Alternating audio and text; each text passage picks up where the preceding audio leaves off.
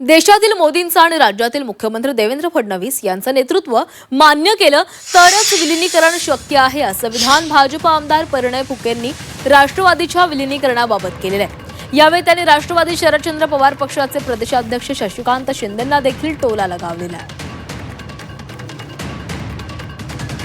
हा जोपर्यंत आमच्या नेतृत्वाचं माननीय आपल्या देशाच्या नेतृत्वाचं माननीय राज्याच्या नेतृत्वाचं जोपर्यंत नेतृत्व स्वीकारणार नाही तोपर्यंत ही युती होऊ शकत नाही आणि विलीनीकरण होऊ शकत नाही। शशिकांत शिंदे असे म्हणाले होते की दोन्ही राष्ट्रवादी जर एकत्र आलं तर ती खरी अजितदादांना श्रद्धांजली असेल, आपल्याला काय वाटते?